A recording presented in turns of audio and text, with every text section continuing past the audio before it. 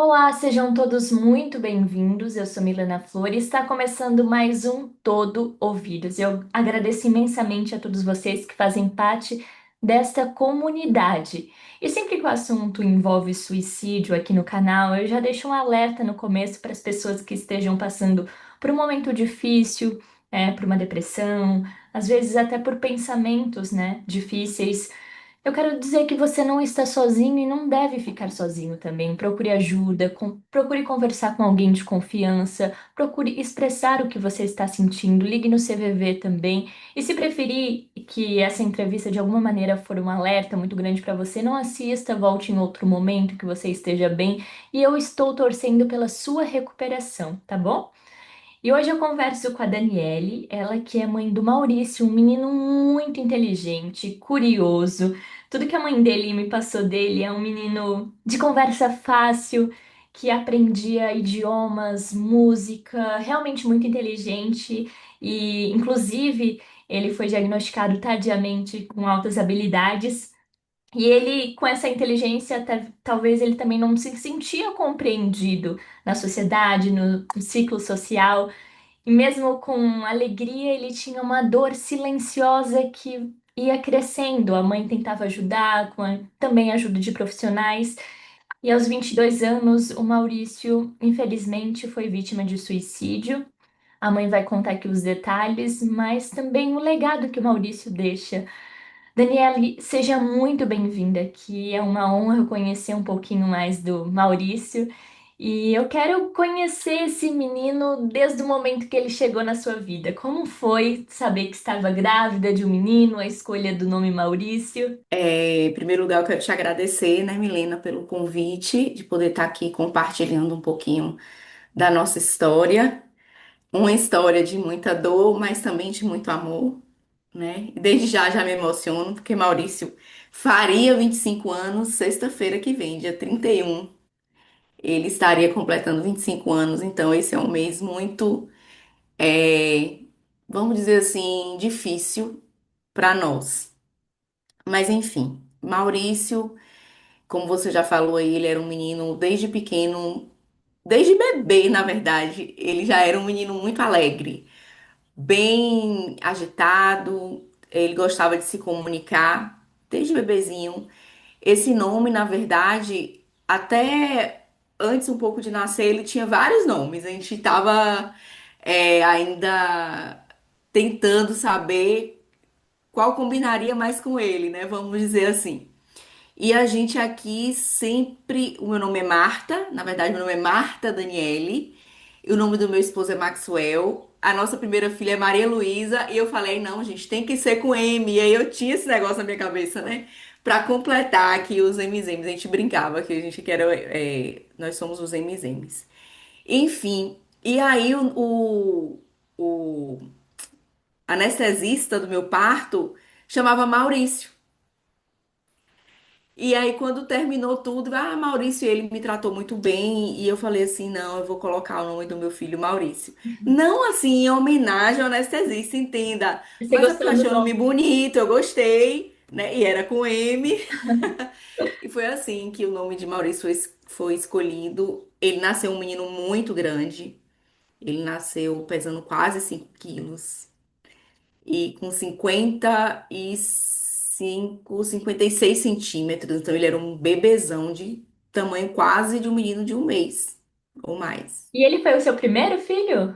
Não, meu segundo filho. Eu tenho uma filha mais velha, Maria Luísa, que hoje tá com 26 anos. Uma diferença bem pequena entre eles, de 1 ano e 2 meses, mais ou Ah, menos. então eles foram parceiros, assim.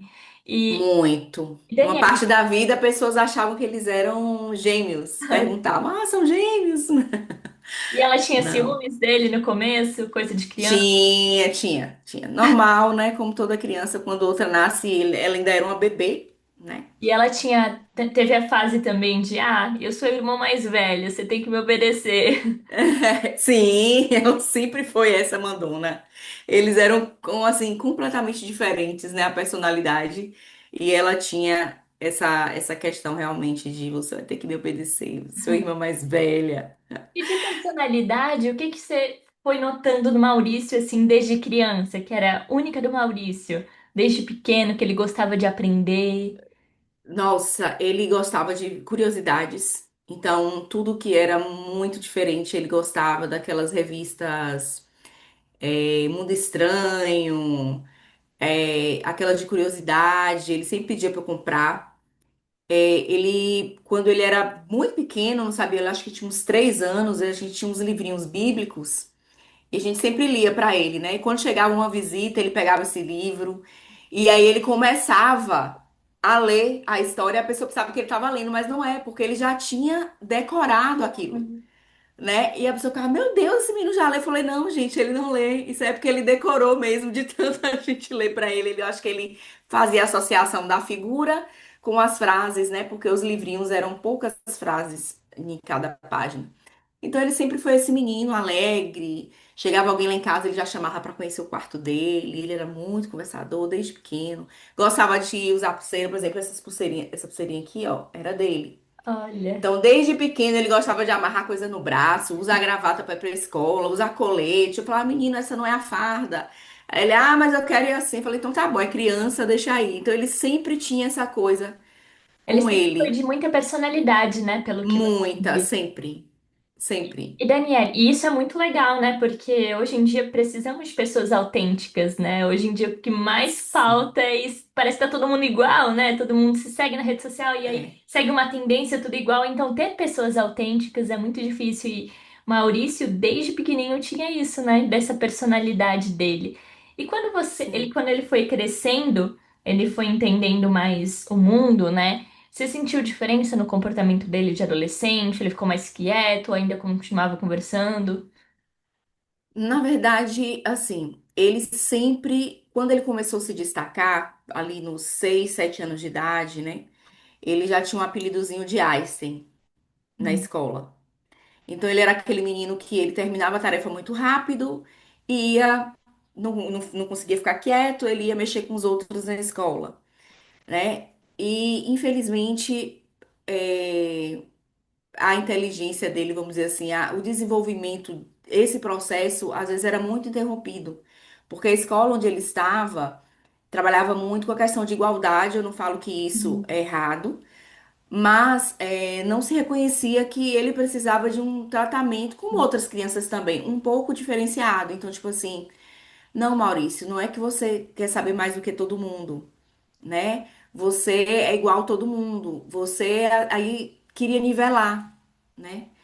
E aí a gente traz à tona essa questão que está tendo até pautas aí em relação aos as pessoas com necessidades especiais, vamos dizer assim, né? Que as pessoas querem a inclusão, mas na verdade, que tipo de inclusão é essa, né? A gente tem que pensar que a gente precisa, na verdade, de profissionais especializados para as pessoas que têm as necessidades diferenciadas. Eu não falo especiais, porque para mim todo mundo é especial, mas diferenciada, né? E Maurício, ele tinha uma necessidade diferenciada e que a escola não conseguia suprir. E acabou que ele era muito, vamos dizer assim, podado em algumas coisas. E isso, eu creio que ao longo dos anos foi trazendo uma tristeza, né, no coração dele. E esse fato também da autenticidade dele, ele começou a perceber que as pessoas não aceitavam muito diferente. E aí foi que ele começou a criar esse personagem, essa máscara de querer se encaixar no mundo onde não era o dele, E quando né? E você. eu acredito que desde aí dessa parte aí dos 13, 14 anos é que ele começou a ter esse sofrimento, mas que ele escondia muito bem atrás de uma máscara que ele criou. E quando você fala de máscara, até você usa o conceito muito bem, porque ele coloca essa máscara até para encarar, né, a vida, a sociedade, as pessoas, Sim, esses padrões. E eu acho que ele nem tirava essa máscara porque ele já se perdia de quem era o Maurício que ele realmente queria ser, né? Então, sim. quando tirasse, já não sabia quem era esse Maurício. E até quando você disse que ele era podado, ele ficava inquieto, ele ficava agitado. Como é que você percebia? Ele ficava agitado. Ele era uma criança hiperativa, Hum. muito hiperativa. Então ele ficava bem agitado, mas ele não sabia demonstrar essa tristeza, o que incomodava ele, sabe? E ele ainda tinha uma outra questão. Ele era gordinho. Então, ele sofria muito bullying na escola, Oh, meu Deus. né? Então, ele foi uma criança que sofreu muito bullying por ser gordinho. E assim, ele não sabia muito expressar. E aí, depois que ele morreu, que eu descobri um poema que ele fez, ele escrevia, ele tem músicas da autoria dele. E ele tem um poema que se intitula O Palhaço. E é muito triste quando eu li esse poema. Muito triste, porque você vê como ele se enxergava, né, nesse meio, de como ele não era aceito, mas ele queria ter a amizade das pessoas. Então, literalmente, ele botava, né, aquele nariz de palhaço, né, e fazia todo mundo rir e fazia as pessoas se sentirem bem, mas dentro dele ele não tinha essa alegria, né? E nesse poema ele deixa bem claro isso, né? Inclusive de apelidos que botavam nele, né? De Faustão, de outras coisas, e ele fingia ali, tá tudo bem, levar na brincadeira, para não ser excluído, né? Para ser aceito. E são muitas coisas que, infelizmente, a gente só começa a descobrir depois que a pessoa, né, se vai. E Daniele, até falando é, desse momento ainda da infância, da adolescência dele, eu acredito que dentro de casa ele se sentia o Maurício, porque vocês tinham esse acolhimento com ele, né? Você, Sim. desde que você diz, desde pequeno, ele queria ser diferente, autêntico, e eu via isso nessa personalidade dele. E quando, desses momentos que você lembra da infância, do Maurício, de aniversários, de desenhos que ele gostava, de brinquedos que ele gostava, o que que você lembra? Ah, eu tinha um videogame, primeiro, ele era muito hiperativo, né, como eu te disse. Então, ele tinha, por exemplo, o videogame, aquele que era interativo. A gente estava até vendo um videozinho dele de cueca com, tipo, um colete na frente da televisão, brincando com aquilo ali. Eu nunca podei ele, nem falei que ele não podia fazer as coisas que ele queria. Ele sempre foi esse menino. Aqui em casa, ele sempre foi assim. Por exemplo, como eu te contei antes, né? Ele era apaixonado por música. O hiperfoco dele era a música. Então, assim, ele era autodidata. Ele teve uma pequena ajuda, mas depois ele mesmo se desenvolveu e aprendeu tudo. E depois que ele já estava bem, aí ele falou: Mãe, eu preciso de umas aulas de violão, porque eu quero melhorar, né? Eu quero ir pra guitarra e tal. E aí, pra você ter uma ideia, ele ficava aprendendo rodando a casa. Né? Eu moro em uma casa e tem um terreno grande, ele não ficava parado tocando. Ele ficava andando, né? Andando ao redor da casa. Então, menino, como é que você consegue fazer isso? Aí ele, não sei, eu sou assim. Ele assistia vários vídeos e ficava ao mesmo tempo tocando. Então, ele sempre pôde ser quem ele era aqui, dentro de casa, né? Mas lá fora era era uma outra conversa. E talvez Era um ele outro mundo. até tinha essa dificuldade de demonstrar os sentimentos, porque para vocês não se sentirem também tristes, né? O quanto ele se sentia. E talvez ele não sabia mesmo se expressar, e se expressava através da arte que ele gostava, da música, né? Dos Sim, poemas que ele escrevia. E sim. falando de música, o que ele gostava de escutar? Nossa, ele era muito eclético, mas eu acho que o principal era rock. Acho que ele gostava muito do rock. Era o que ele mais gostava, assim, de escutar. Ele aprendeu? Ele tocava para vocês? Tocava, ele tocava. Ele tem muitos vídeos, muitos vídeos. Se você for olhar meu Instagram, você vai ver que eu já postei vários vídeos dele. É, ele ficava praticamente quando ele não tinha que estudar ou que ele não ia trabalhar, ele ficava praticamente a tarde toda, quis deixasse o dia inteiro no violão, na guitarra, tocando. I'm dumb, she's a lesbian. Thought I had found the one. We were good as married in my mind, but married in my mind's no good. Being triangle on her sleeve. Let me know the truth. Let me know the truth.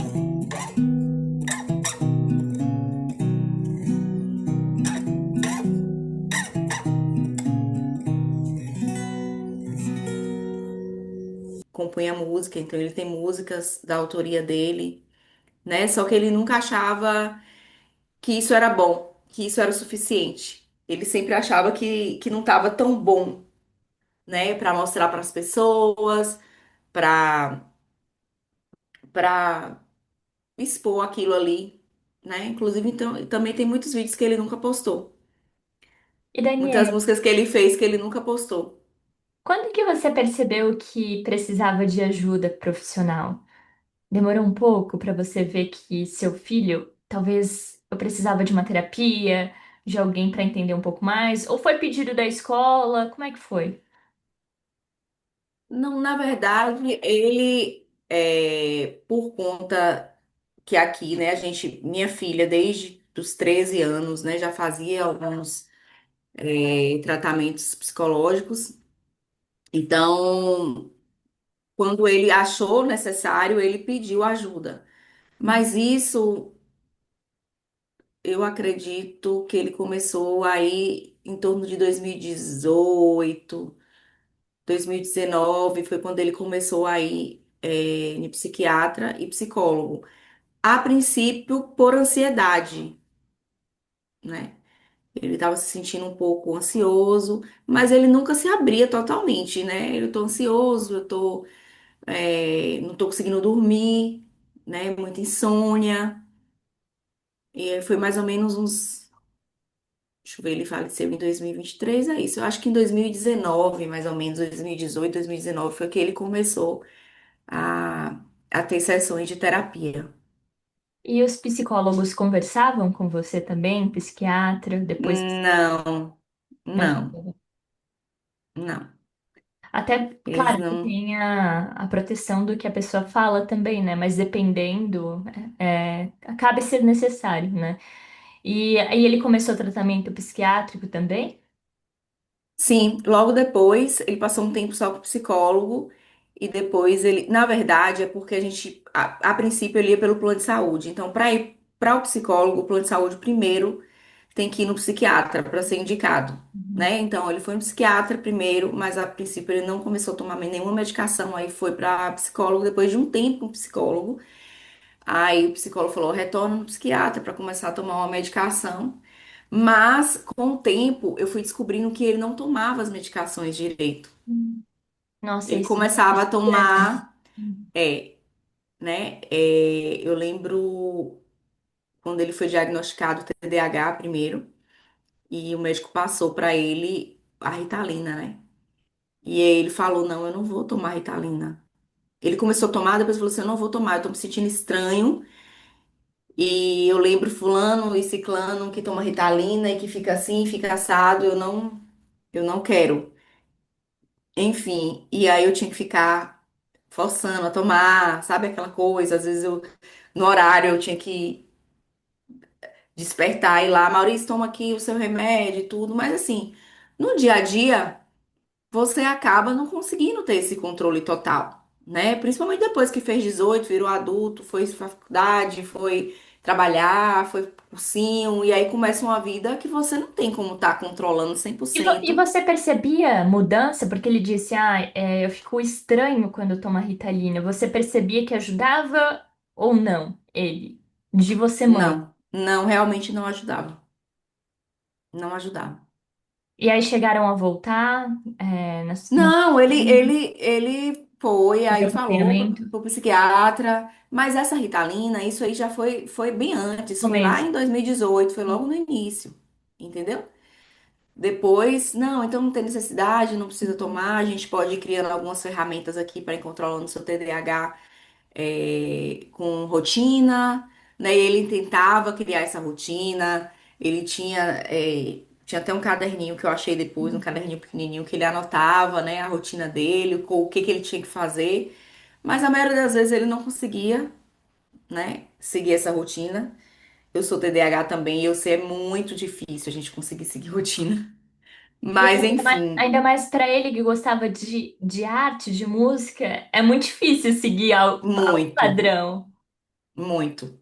Mas enfim, a gente estava aí, vamos dizer que desde 2018 até 2023, com apenas um diagnóstico de TDAH, talvez de uma ansiedade, mas não se chegava, né, ao diagnóstico correto, que se tivesse chegado, né, das altas habilidades e superdotação, a gente saberia que ele teria algo combinado aí, TDAH e altas habilidades e superdotação, que eles chamam de dupla excepcionalidade, e ele poderia ter tido um tratamento mais adequado, né? E que você sabe que o superdotado ele não é um transtorno, é uma condição da pessoa. Que isso, na verdade, necessariamente, por isso não se precisa remédio, precisa, na verdade, de ferramentas, de terapias especializadas para isso, né? E que, infelizmente, ele não teve. Não teve Dani- tempo. Daniele, ele chegou a formar, né, na escola, teve formatura, você lembra desse dia? Ele fez terceiro ano, ele formou no terceiro ano, né? Foi algo assim muito especial.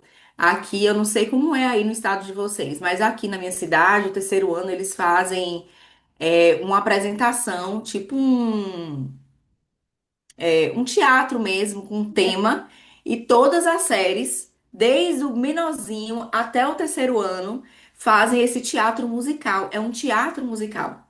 E ele foi escolhido o ator principal, né? Era a história de um retirante que ia do Nordeste, né, para o Sul, e aí ele não aguentava ficar no Sul e voltava para a Terra, né? E ele era esse personagem, né? De vez em quando eu ainda vou lá no YouTube e vejo ele dançando. Ele dançava muito. Ele dançava, ele cantava, ele tocava. Ele era um artista.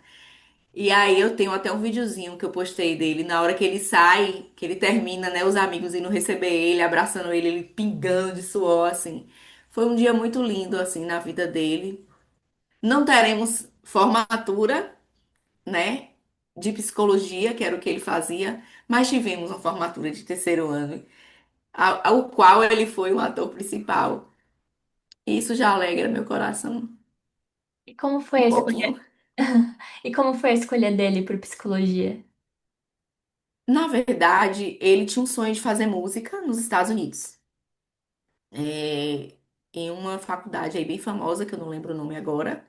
Inclusive, ele fez um curso durante um ano e meio para depois prestar um vestibular para essa faculdade, mas a gente não tinha condições financeiras, na verdade, de enviar, né? E aí a gente falou para ele, Maurício, tenta algo, ele que você goste, por enquanto, né? Que a gente não tenha condições de fazer isso, vamos trabalhar para isso. E aí ele fazia cursinho. Ele tinha 3 meses no cursinho aqui. Eu acho que eles fizeram aqueles testes lá de aptidão e tudo.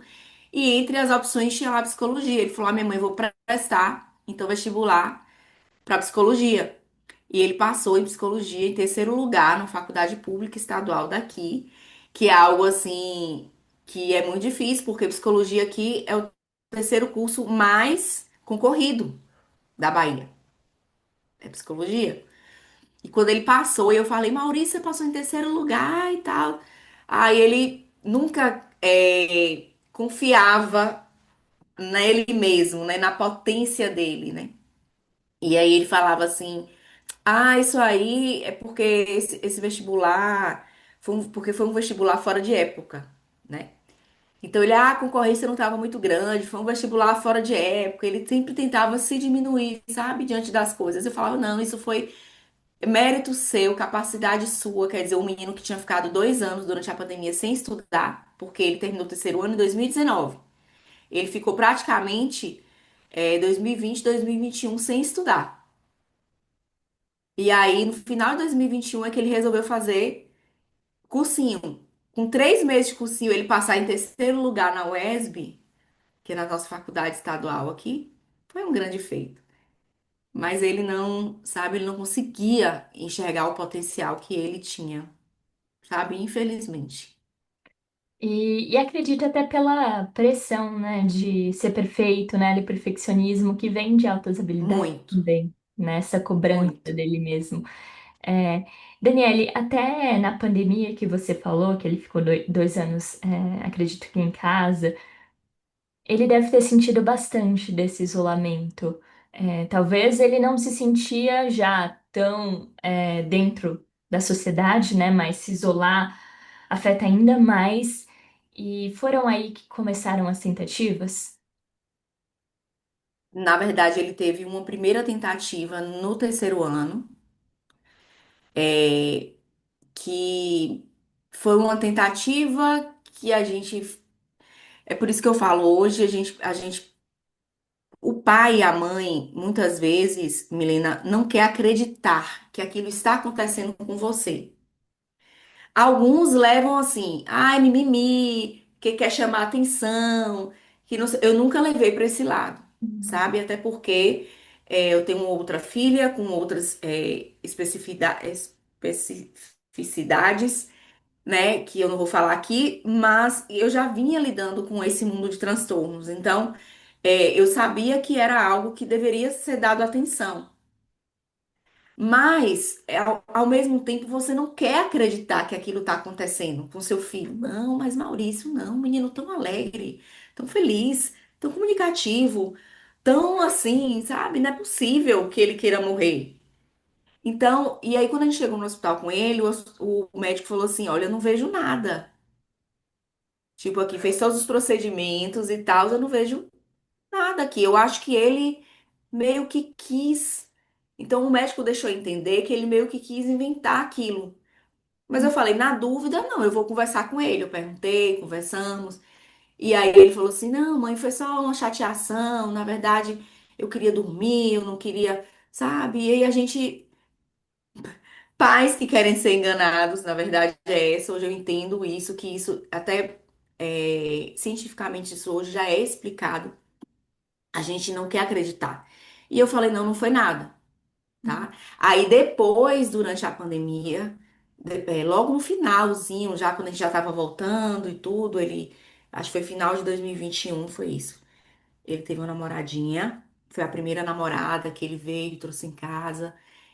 E logo depois ele terminou com essa namorada. E aí, um tempo depois que ele havia terminado, teve uma segunda tentativa. E realmente foi algo que, quando eu fui conversar com ele depois dessa, ele falou assim: Não, eu só queria dormir. E eu não, assim, é porque a gente não pode estar falando publicamente, né? A forma. Maneiras, Exato. né? Maneiras. Mas a maneira que ele conversou comigo, ele era tão convincente, Milena, sabe? E aí eu já estudava psicanálise. Eu não acho que eu não te contei, mas eu tenho um curso de psicanálise, né? E hoje eu estudo sobre lutos e suicidologia, essas coisas. Mas nessa época eu já tinha o início de um curso de psicanálise. Mas ele conversou comigo de uma maneira tão clara e tão convincente, porque ele era assim, ele era conquistador, ele era convincente, que eu acreditei que realmente, no fundo, ele não queria morrer. E porque nesse momento você não era profissional, você era a mãe dele. Eu Eu era acredito mãe. que a dor é tão grande de você imaginar a perda dele que você bloqueia qualquer possibilidade, inclusive de imaginar. Então, qualquer esperança que você tenha, eu vou me apegar a essa ideia, né? Que você, foi o que você fez, né? Foi essa É isso. maneira de não acreditar também. E eu tive uma conversa tão boa com ele que acreditei 100% que ele estava me falando uma verdade. E aí isso passou. Isso passou. E quando foi no final de 2022, ele conversava muito com uma amiga minha. Essa amiga minha, somos amigas há muitos anos. Ela conhecia Maurício desde pequeno. Inclusive a filha dela, eles se consideravam irmãos, sabe?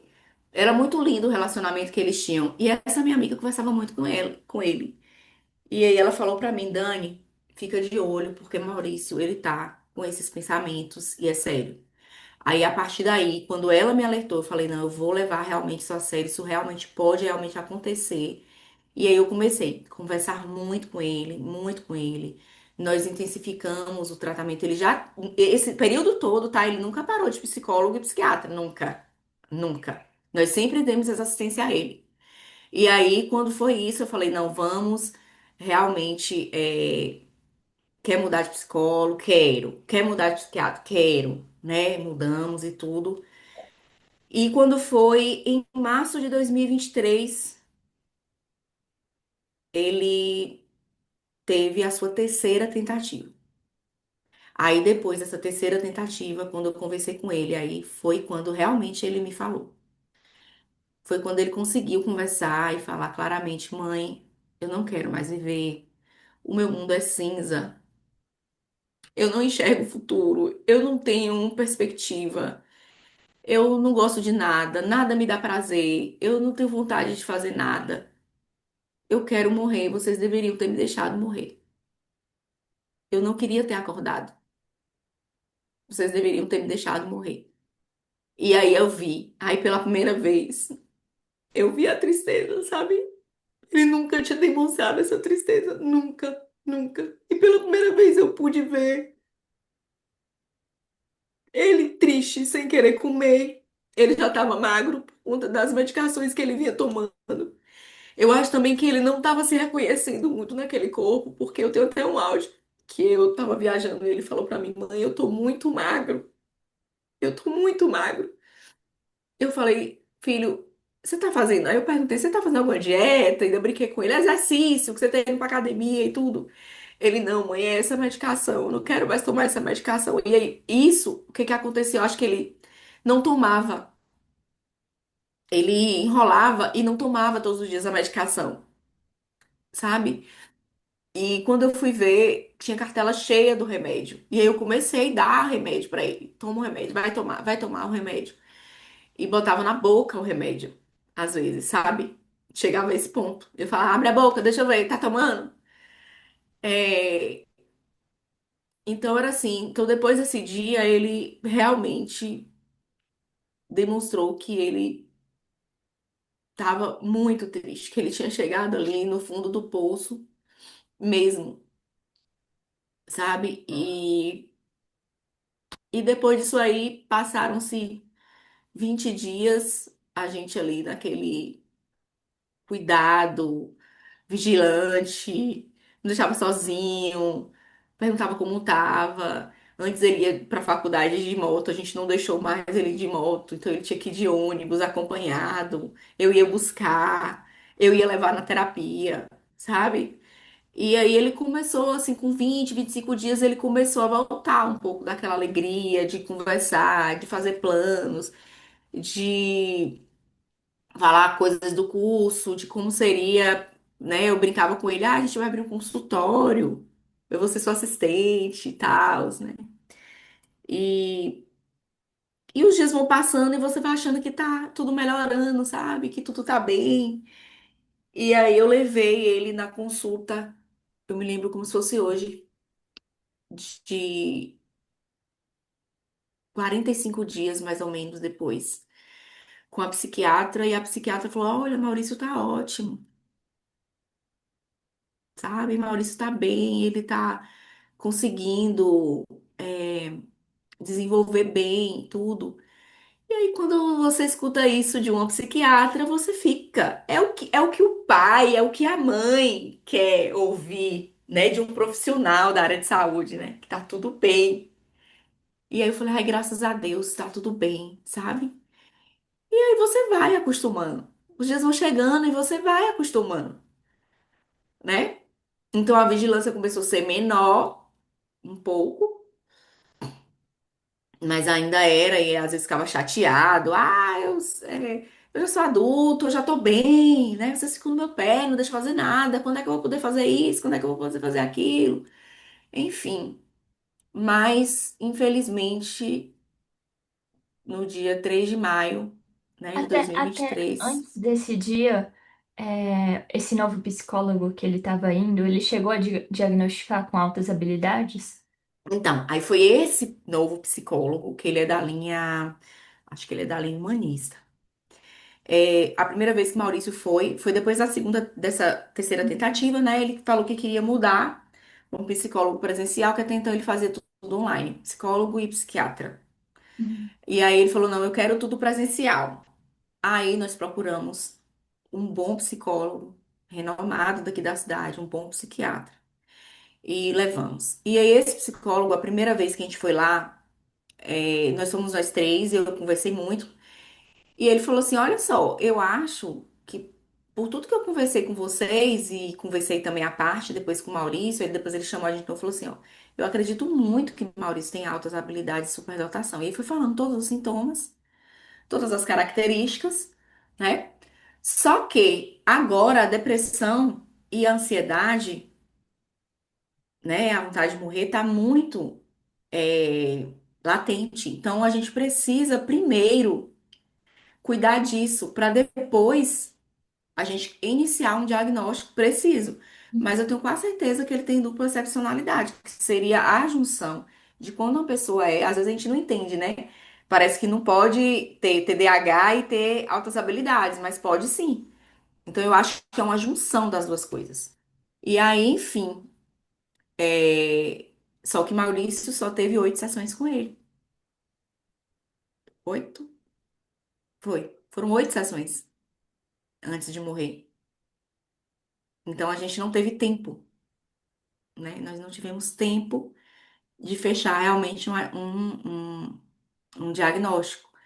E aí, depois que ele morreu, a gente foi lá, né? Eu assisti vários vídeos, aí eu comecei a estudar, foi quando eu comecei a estudar muitas coisas.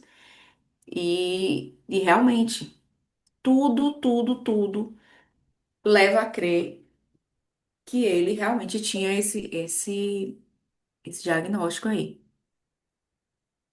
E como foi esse dia 3 desde o começo?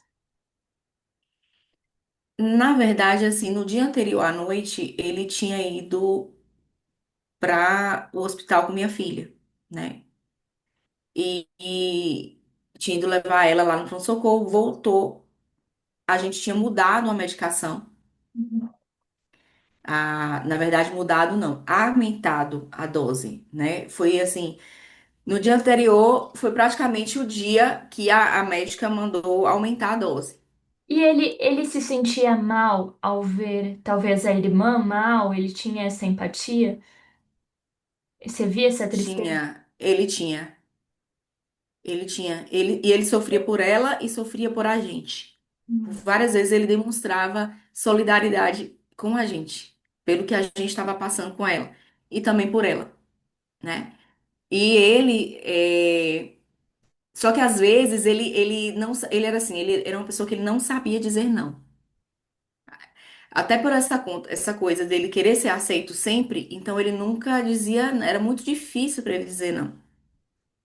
E aí, como tinha essa coisa da irmã mais velha, que isso foi nessa cultura desde sempre, ele tinha muita dificuldade de dizer não a ela. E a nós também. Então, às vezes, ele queria dar aquela coisa de revoltada, eu vou dizer não. E aí falava, eu não vou fazer. Aí, esse dia mesmo, foi um dia que ele disse não. Ele falou, não vou levar ela no hospital. Eu falei, ô Maurício, eu tava esgotada no dia, esgotada, cansada. Minha mente tava. Eu falei, por favor, vai, que eu não vou aguentar. E aí ele falou assim, amanhã eu tenho prova. E eu falei, então tá bom, então eu vou. Aí quando eu resolvi levantar pra ir, ele falou, não, eu vou. Sabe? Ele não conseguia. E aí ele foi. Mesmo assim, meio contrariado, ele foi. Ele foi.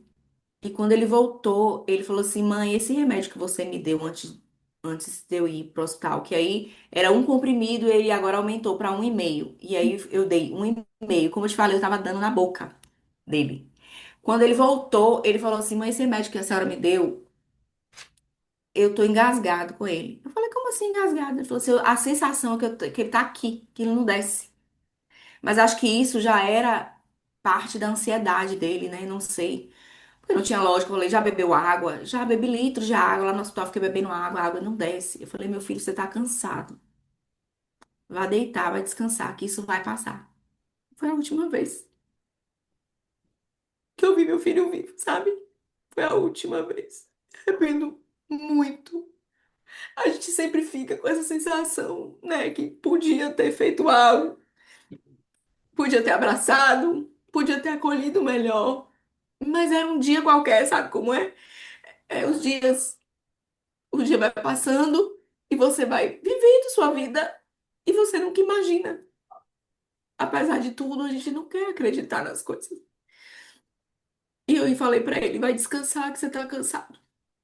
E foi a última vez que eu vi meu filho com vida. No outro dia de manhã cedo, nós acordamos 7 horas da manhã, sempre é o horário que meu esposo acorda. E meu esposo tomou banho para se arrumar e nós percebemos a falta de algo. E imediatamente a gente percebeu que ele poderia, né, tá tentando fazer alguma coisa. E aí meu esposo correu para a faculdade dele, porque a moto já não estava mais em casa, né? Ele não estava mais em casa. Aí meu esposo, eu falei, corre, vai na faculdade. E eu comecei a ligar. Comecei a ligar no celular. Comecei a ligar. E ninguém atendia. E nós estávamos prontas. Eu e minha filha estava se arrumando porque ela ia para o médico nesse dia. E, e de repente uma pessoa atendeu, um homem atendeu o telefone. Quando esse homem atendeu o telefone, eu já sabia. Eu já sabia. Porque o que ele usou foi muito letal. Então eu já sabia que, que ele tinha morrido. E aí eu falei, cadê Maurício? Aí ele, a senhora é o quê dele? Eu falei, sou mãe. Aí ele, olha, minha senhora, aconteceu um acidente com ele aqui na faculdade. Mas a senhora fique tranquila. Tem alguém aí com a senhora? Aí minha filha tomou o telefone e aí começou a gritar, começou a gritar, começou a gritar. E eu sumiu. Aquele momento sumiu pra mim. Sabe? Eu não tinha perna, eu não tinha braço, eu não tinha. Eu só fiquei esperando meu esposo voltar. E meu esposo foi, chegou lá, o carro da polícia já estava lá, do DPT já estava lá. E meu esposo é policial, então ninguém sabia que era o filho dele, né? Ele mostrou a carteira e entrou, né? Ele fez isso dentro da sala de aula, da sala dele. E meu esposo foi no corredor, mas disse que quando ele ia abrir a porta, ele achou melhor não abrir, porque ele não queria ficar com aquela cena. E aí ele fechou e saiu e veio para casa. Né? E quando ele chegou, eu tive, né, a certeza de que realmente meu filho não estava mais aqui. Então ele fez isso muito cedo. Então, assim, você acordar com esse susto é algo que eu não desejo para ninguém. Eu fiquei meses, na hora que eu acordava, eu já acordava sobressaltada, assim, sabe? Achando que alguma notícia ruim ia vir, ia acontecer. E depois eu conversei com um colega dele, um colega, ele tinha um colega de faculdade que tinha mais de 40 anos. E esse colega muito abalado falou que o que que aconteceu? Esse dia eles tinham prova, só que a prova não era cedo, a prova era 9 horas da manhã. E aí esse colega falou que ele estava em casa, não estava conseguindo estudar, estava todo mundo preocupado com essa prova, não estava conseguindo estudar. E ele foi para a faculdade, ele falou, pelo menos na faculdade eu vou me concentrar. Quando ele parou o carro, ele viu a moto de Maurício, mas isso era muito cedo, isso era tipo 7 horas da manhã. Eu acredito que Maurício saiu de casa umas 6h40. Como a faculdade é pública, tipo, que é, tipo, é enorme lá, é como se fosse uma fazenda, sabe? É enorme lá. Então, fica, o portão fica aberto, sabe? Tem acesso. Então, era muito cedo, ele teve acesso ao bloco dele. E é um bloco que é escondido. É um lugar, assim, é até meio feio, um lugar assim embaixo, assim, sabe, num morrozinho embaixo, assim. Enfim, e aí esse colega parou e falou: Ué, Maurício chegou antes de mim, tipo, ele chegou 7, Maurício devia ter chegado lá umas 6h40, mais ou menos. Mas eu não vou descer, porque ele deve estar aqui estudando e eu não vou atrapalhar, eu vou estudar sozinho. E ficou no carro, não desceu. Aí depois é que chegou uma colega, e essa colega desceu e falou pra ele: Não, eu vou descer, eu vou lá na sala pra ver o que Maurício está estudando. E aí, quando chegou lá, já encontrou a cena e ela já saiu gritando, correndo. Eles pensavam que ele tinha sido algum tipo de acidente. Aí os dois entraram na sala de novo. Ele tentou reanimar Maurício, ele viu a situação. E aí já chegou um vigilante da faculdade, que fica de moto, porque, como eu disse, lá é muito grande, né? E aí o rapaz tirou todo mundo tirou ele da sala, trancou a sala e chamou a polícia. Então foi tudo muito rápido e hoje eu até agradeço muito essa pessoa, eu gostaria até muito de encontrá-lo, porque aqui a gente vê muito assim, fotos, sabe, de pessoas, infelizmente, que são compartilhadas, né? E meu filho, graças a Deus, não foi fotografado por ninguém, não foi para as redes sociais isso, por conta desse rapaz, né? Porque se fosse. Porque 30 minutos depois já estavam em todos os WhatsApps, grupos da faculdade, já estavam em todos os blogs, inclusive se meu esposo não tivesse ido lá, a gente ia descobrir através de mensagens de celular e dos blogs da cidade, todos, inclusive com a identidade dele, né, falando o nome dele. E são as coisas terríveis que acontecem em torno da morte por suicídio, né? E Daniele, até por ser por suicídio, como a universidade, até de psicologia, o curso de psicologia, lidou com isso? Não lidou, Hum. infelizmente. Na verdade, assim, no dia do acontecido, eles vieram aqui, o representante do curso da universidade, vieram em minha casa, foram no velório, prestaram condolências, mas ficaram, acho que decretaram 3 dias de luto na faculdade, mas foi isso, sabe? Depois não se fala mais nisso porque, né? Teve uma homenagem que os alunos fizeram para ele e para um outro rapaz que infelizmente da UESB que faleceu também, mas foi por assassinato, foi um outro motivo, mas foi na mesma semana, sabe? Então eles fizeram uma pequena homenagem lá, mas também não chamaram a gente, não foi algo que foi assim divulgado e pronto. E depois, mais de um ano depois, eu soube que fizeram uma revitalização fizeram uma revitalização do bloco, né? Primeiro que os estudantes de psicologia não quiseram mais ficar lá, naquele bloco. Tiveram que remanejar os estudantes. Trauma muito grande, imagine, dentro da sua sala de aula, né? Então, eles não quiseram mais ficar ali. E eles fizeram uma pintura toda do bloco, pintaram, fizeram um dia assim, artístico lá, E é e como se colocaram. estivessem mascarando, porque o trauma não lida com silêncio, né?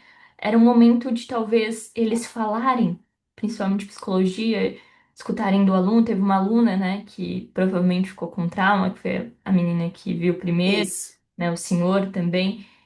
E não se trata com silêncio, né? Tanto que eles quiseram mudar, mas por que que não falaram, né? É muito difícil entender, né? Na verdade, assim, esse mês passado, eu fui numa faculdade aqui, me convidaram para fazer uma fala, para o curso de psicologia, e aí eu descobri através de um professor da faculdade, que na época ainda era aluno lá, da UESB. E ele falou que durante 3 meses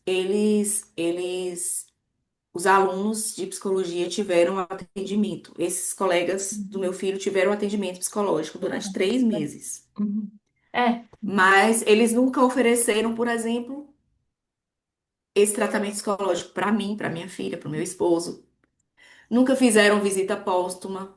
Fizeram uma homenagem, como eu ia te falando naquele bloco, mas não para meu filho, porque um ano antes tinha falecido uma aluna de psicologia de um acidente de trânsito. O que que eles fizeram? Eles pintaram todo o módulo e botaram uma plaquinha em homenagem a ela. Não que eu não queira que ela seja homenageada, porque eu acho que ela tem o seu lugar de fala. Ela era uma aluna muito querida, ela já estava quase formando. Foi muito doloroso a morte dela, né? Ela ficou muito tempo tentando viver. Mas eu acho que cabia algo para meu filho também. Para mim, é como se quisesse enterrar isso, sabe? É como se quisesse falar: isso não existiu aqui, não vamos mais falar sobre isso, né? Não vamos falar sobre isso. E essa é uma realidade que precisa ser falada, principalmente no curso de psicologia. São profissionais, poxa, que vai cuidar da minha saúde mental, da sua saúde mental. E eles precisam, desde o início, saber lidar com isso. Eles precisam aprender, eles precisam ser cuidados para cuidar, né? Então, isso eu achei, assim, muito. Nunca me chamaram lá para fazer uma reunião com esses alunos, para conversar com eles, sabe? Os alunos também não quiseram muito. Né? A gente fez uma homenagem de um ano para meu filho em uma outra faculdade e somente 3 alunos foram, né? Então, essa distância, isso é algo que ainda me afeta, sabe? Isso é algo que ainda me dói. Mas a gente também precisa entender o lugar do outro, né? O tempo do outro. Enfim, E talvez essa sensação de mães que perdem filhos, né? De as pessoas não quererem escutar sobre ele, não quererem, talvez apagar a memória, talvez seja um outro tipo de morte também, é um outro tipo de luto para a mãe. Porque para a mãe não é só aquilo lá, para a mãe, o Maurício é tudo que ele viveu nesses 22 anos de intensidade e continua, né? As coisas que ele deixa aqui, a presença dele, os detalhes. Eu queria até que você falasse do quarto dele, você chegou a mencionar quando pequeno que era de um jeito, né? Como ele deixou, ele tinha personalidade no quarto dele, como foi para você também voltar na casa, né? Porque eu acredito que os dias após, né?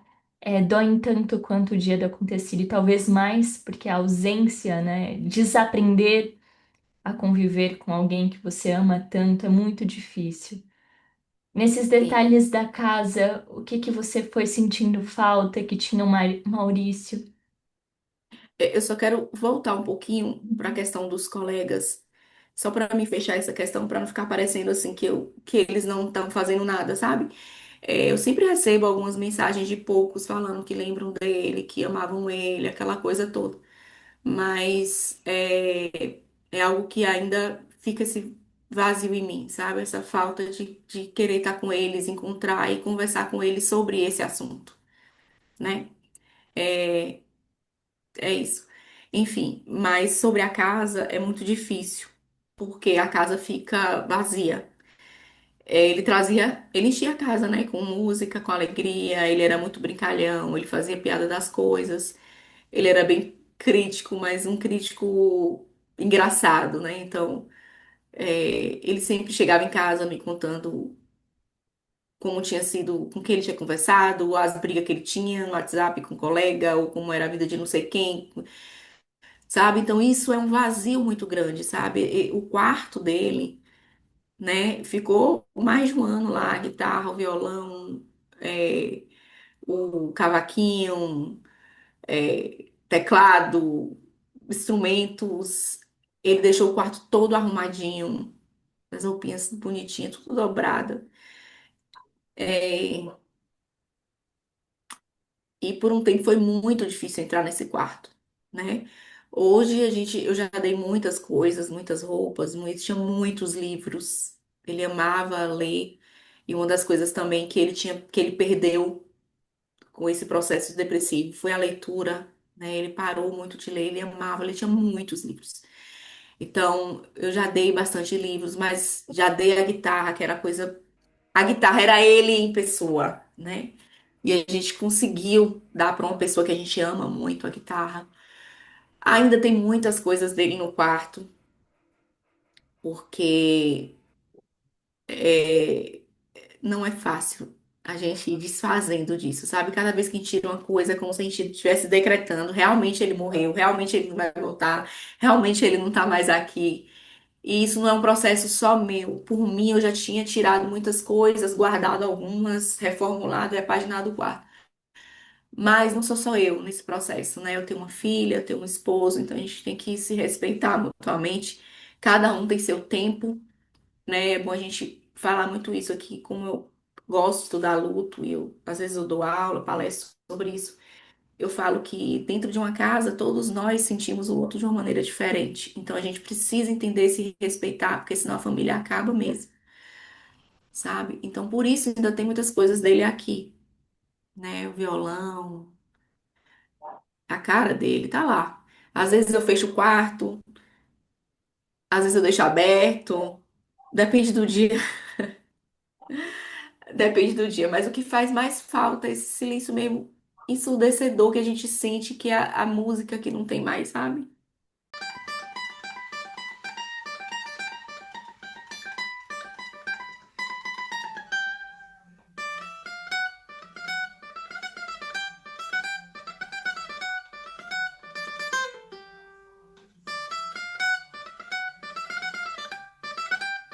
A música que tinha o dia todo tocando. Que às vezes a gente falava, enchia o saco, mandava ele fechar a porta, mandava ele desligar, porque era o tempo inteiro aquilo ali. Então isso a gente faz muita falta. Muita falta. Como é que está o seu marido? Como é que está a sua filha? Todos tentando, né? Vivendo, né? Meu marido trabalha muito, então ele acho que a maneira dele expressar, né, e tentar resolver isso dentro dele é realmente um trabalho.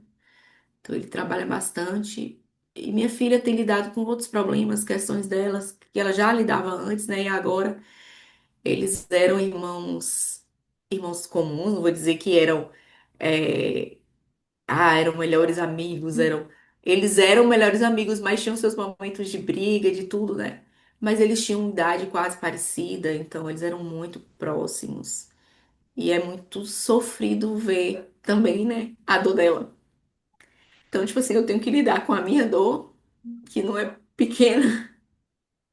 Eu tenho que aprender a lidar com a dor dela, né? E é muito difícil a gente ver um outro filho sofrer todos os dias. Então, o luto do irmão é muito sofrido. E A gente não como, fala muito disso, né? A gente não vê muito falar sobre isso, mas o luto do irmão é muito sofrido. e E é isso, a gente tem convivido.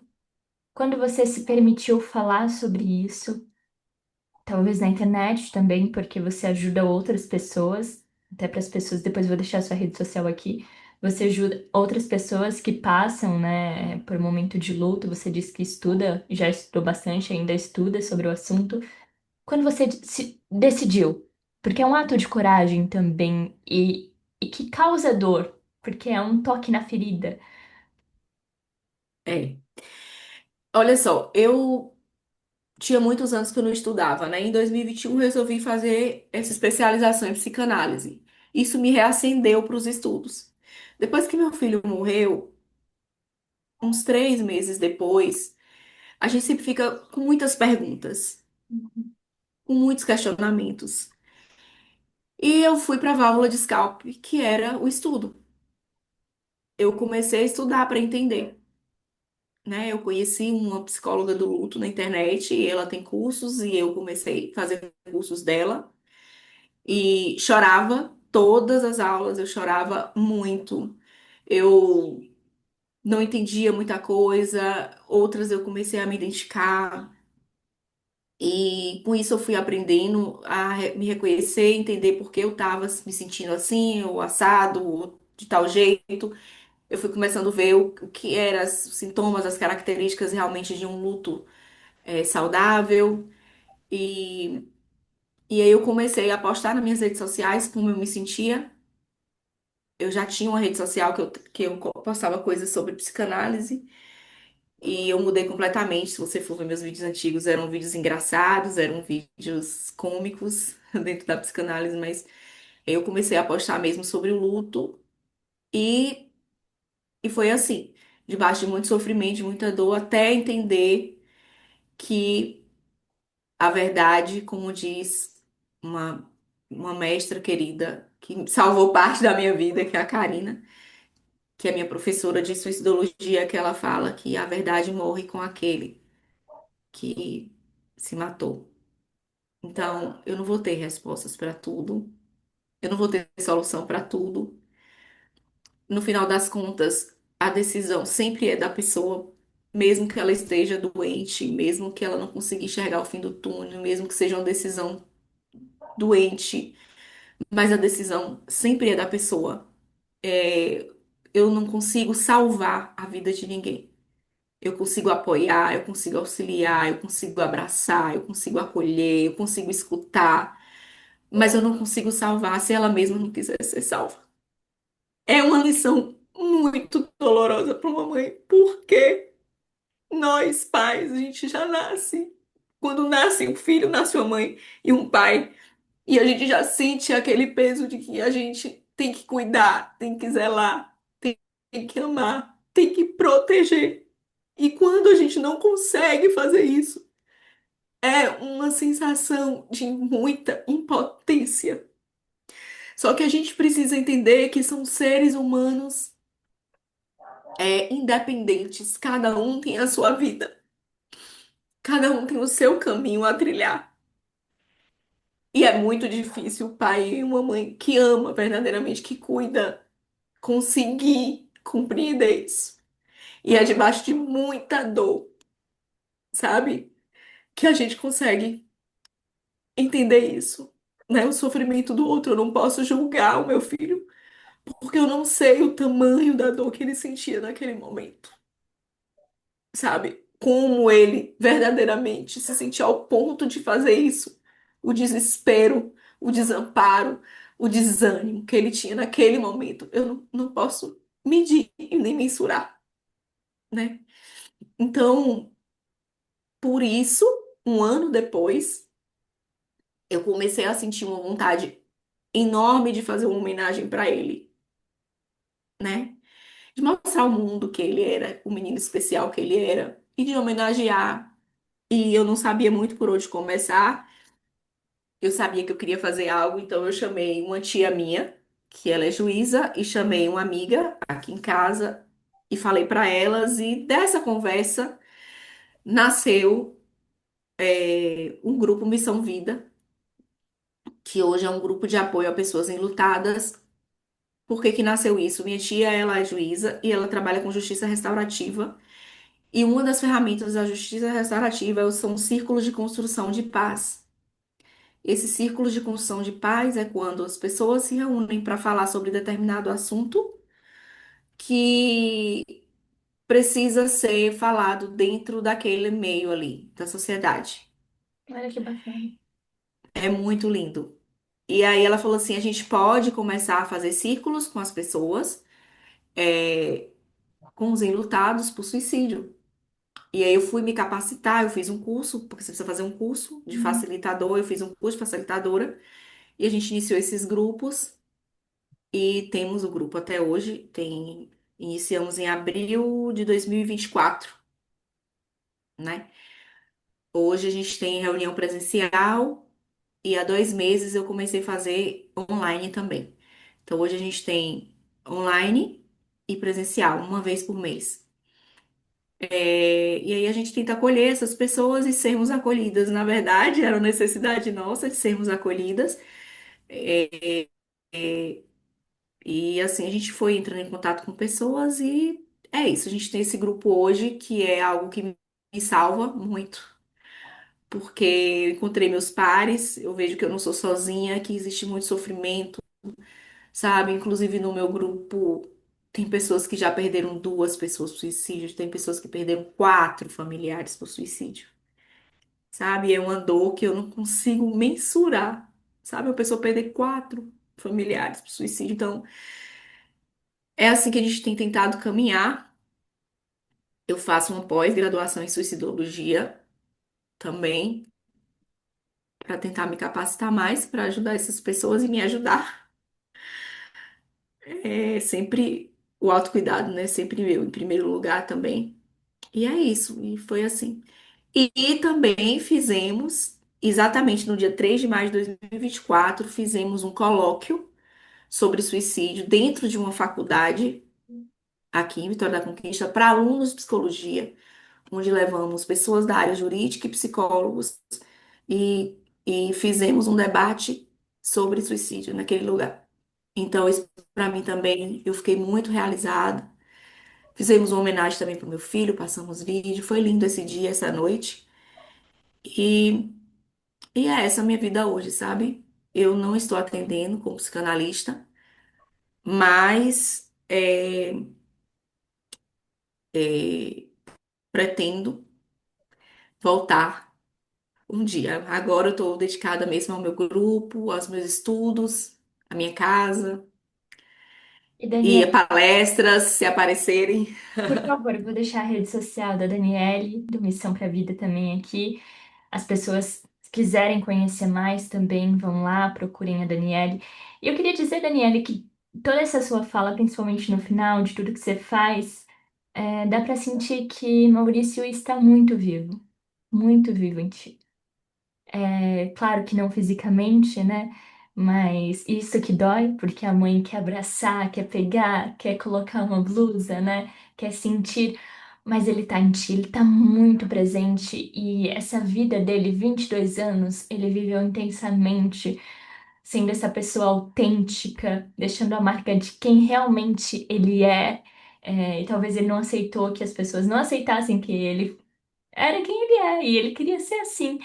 E o Maurício, ele não veio ao mundo à toa, ele ainda continua aqui. E é muito especial porque 22 anos tem gente que não vive tudo que ele viveu, não tem essa coragem de demonstrar essa. Eu acho que é até uma maneira poética de viver, né? De se Sim. expressar. E é difícil o mundo receber com a mesma poesia, porque é um ser tão empático, né? Que sente as dores tão humano também. E você, como mãe, eu sei que é difícil você entender, como você disse, que eu não vou conseguir salvar meu filho, mas ao mesmo tempo é difícil entender essa dor, né? Por que que ele sente? Eu queria sentir, não ele, né? A mãe quer tomar todas as dores e dói muito porque que não queria ver meu filho triste, não ele, né? E dói muito, e talvez isso dói mais ainda na mãe. Mas pode ter certeza que desde o começo dessa nossa conversa, eu te conheço pouco, né? Uma hora, é insuficiente para conhecer o Maurício de 22 anos, é insuficiente Sim. para te conhecer todo esse contexto. Mas desde o momento que a gente conversou, eu percebo esse amor que você tem por ele e que você fez de tudo e ainda faz por ele. Não terminou. Você faz muito por ele e pela sua filha também, que merece todo o carinho, todo o cuidado. E você é uma mãe que ele te escolheria 1000 vezes mais que 1000 vezes, não escolheria outra pessoa, assim como você não escolheria ele, não escolheria outro Maurício, seria ele, né? Um filho é insubstituível, cada um tem o seu espaço. E ele continua muito presente. Muito obrigada por fazer com que a gente conhecesse um pouquinho do Maurício. E é uma pessoa que a gente realmente quer conversar, quer tomar um café, quer saber mais. Esse ser de conversa fácil, né? E ele tá em ti, nessa Daniele, que também se possibilitou mudar, entender mais. É difícil no luto, talvez muitas pessoas queiram se esconder, silenciar, cada um vive de um jeito, mas você buscou entender um pouco mais, compreender um pouco mais, entender até o seu filho, não só toda a situação. E por isso que ele continua vivo, porque você o mantém vivo. E essa memória dele, independente se as pessoas queiram fazer homenagem ou não, você vai manter ele vivo. E isso de manter ele vivo por uma mãe vai fazer com que você chegue em inúmeros lugares. E eu quero que você chegue, porque sua fala é muito potente. E eu não dou voz para ninguém, eu só amplio o que você já tem, viu? E eu quero que amplie e chegue cada vez mais lugares, porque talvez, como você disse, a gente não salve as pessoas, mas talvez uma pontinha de esperança, né? Talvez para uma mãe também se sentir mais acolhida por alguém que talvez entenda mais a dor dela e você se possibilitar de falar da sua dor, que é muito difícil. Então, Daniele, muito, muito, muito obrigada. E até para finalizar, eu quero que você deixe um recado do seu coração para as mães, para os pais também, para os irmãos que você percebe, né, da sua filha, que são enlutados por suicídio. Eu quero agradecer, viu, Milena, pela oportunidade de estar aqui mais uma vez. Quero te agradecer de me dar voz. E um legado que meu filho deixou foi do amor e do abraço. Ele era uma pessoa que amava abraçar as pessoas. Então, se ele te conhecesse hoje, ele ia te abraçar e perguntar como você tá, e ainda ia beijar sua cabeça. Ele era grandão, assim, ele tinha 1,80 m. Então, abraçava, aquele abraço de urso. E aí eu falo pra vocês, abracem mais, beijem mais, digam que amam todos os dias. Eu sempre tive muita dificuldade em abraçar. Ele sempre me pegava de surpresa, me agarrava, eu falava, para, me deixa, me larga, me larga. E, e ele me deixou essa lição, que o abraço cura. E cientificamente falando, um abraço de 6 segundos cura as pessoas. Então, ajuda a curar. Então, abracem mais. E para vocês que estão passando por esse processo de luto, não fiquem calados, não se isolem.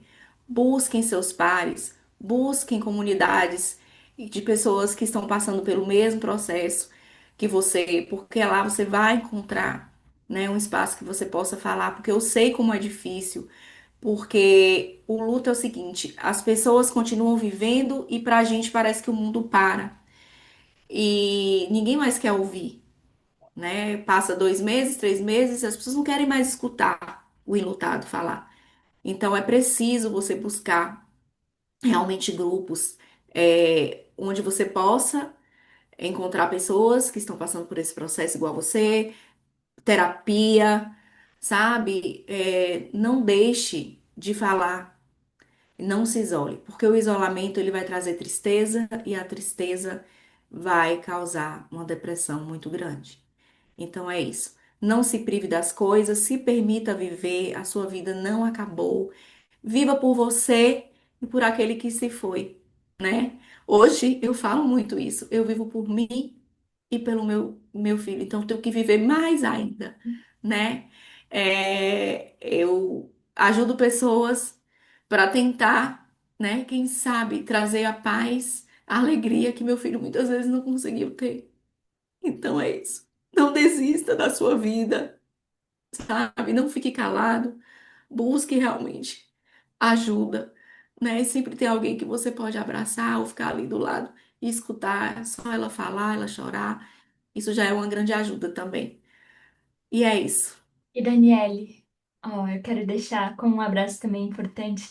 Quero deixar um abraço, mesmo que virtualmente, em você, em tudo que você passa, Receba. passou, mas é nessa mulher incrível, mãe incrível. Um abraço em você.